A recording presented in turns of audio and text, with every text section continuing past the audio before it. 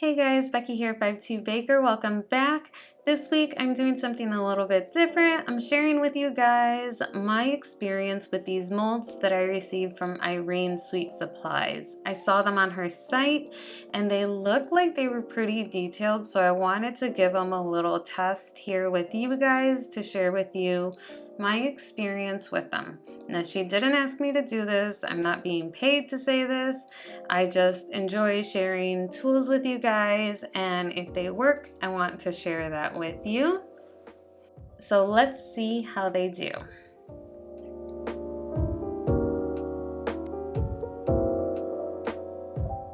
Alright, so first up, I'm going to try this rose mold because it has a ton of detail in it, and so that makes me a bit suspicious on whether it's actually all going to show up. Also, just to note, I'm using some homemade fondant, and that detail looks really pretty, guys. Like all the little crevices that it has, it came out in. I did have some stickage, but it is really hot where I'm at, and this fondant doesn't have any Tylose in it, so maybe that has something to do with it.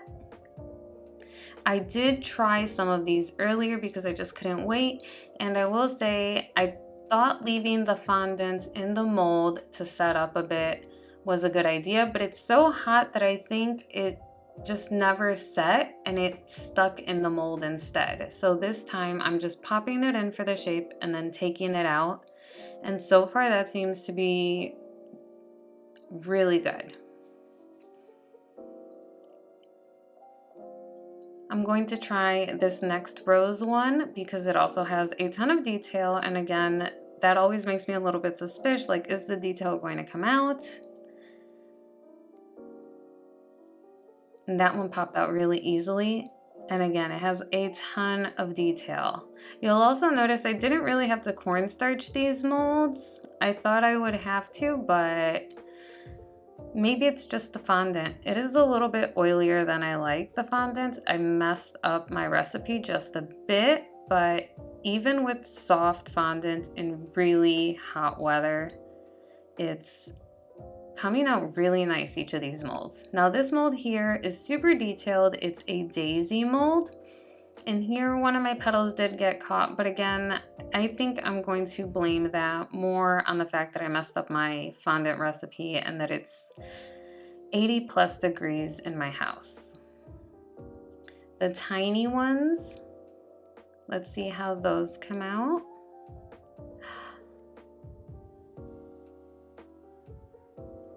That one came out super pretty. That one came out with a lot of detail, a lot more than I thought it was going to come out with. And you can see that nothing stuck to the mold that time. I'm going to be trying out a lot of the sizes because the big ones I sort of expect to work better. I am a little suspect of the little ones. This one is even cuter than the last one. That one came out really cute. Now for these, I won't be trying all of them. I'm only going to try the ones that I'm really interested in using in my cake. That one, gorgeous. Everything came out super nice. It's sort of a daisy, I think. Now this one, I'm not really sure what it is, but it has a stem and a bud. And I'm a little worried that the stem will just sort of break off. So I'm going a little thick on it, because I don't trust my fondant. But it came out super easy. The only thing is I kind of packed it in a bit there, so I have to cut off the edges. But even so, all the detail, even the buds have a ton of detail.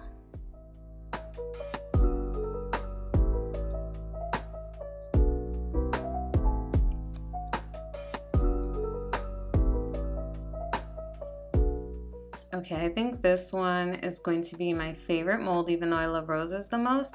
I think these are supposed to be cherry blossoms. I'm not really sure, but they are so pretty. That one has a ton of detail too. And I love that this one comes with leaves and buds and full flowers and branches.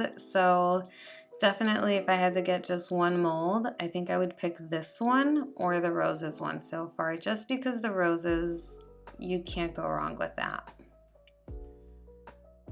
Here go the leaves, and even that has a ton of detail in it.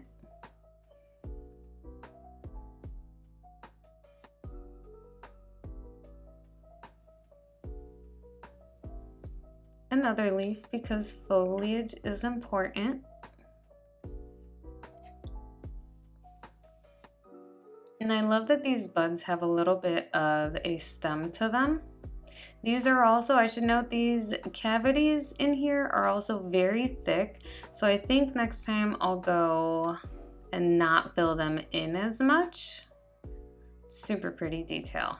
So that if I don't fill it in as much, then I'll have a thinner flower to put on my cake. And I think it's going to make really pretty bas relief style. I hope I'm saying that right. So I'm excited to use it for that. That's actually what I'm making a lot of these shapes for. And I'll share that outcome on my Instagram. This one I'm making sure not to overfill too much so I don't have to cut off the sides of the stem, and it's a bud on branches. Let's see, I'm too scared to pick it up, so I'm just going to show you. Even the branch has a ton of detail on it. Each bud is so noticeable and has so much detail. I love this mold so much.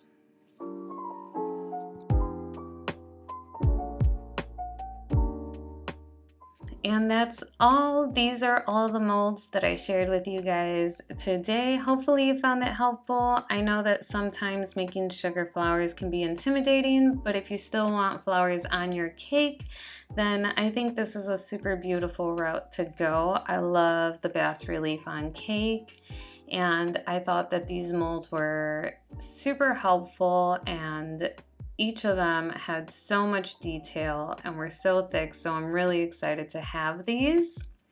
Again, I'll leave all the information down below. If you enjoyed this review/tutorial, please do give it a thumbs up, and don't forget to hit subscribe if you haven't already. I would super appreciate that. If there's anything else that you've been curious about that you'd like me to do a review or a tutorial on, please don't forget to drop it down in the comments below, as well as any questions you might have, and I'll be sure to get back to you guys. If not, I will see you guys for the next video. Bye!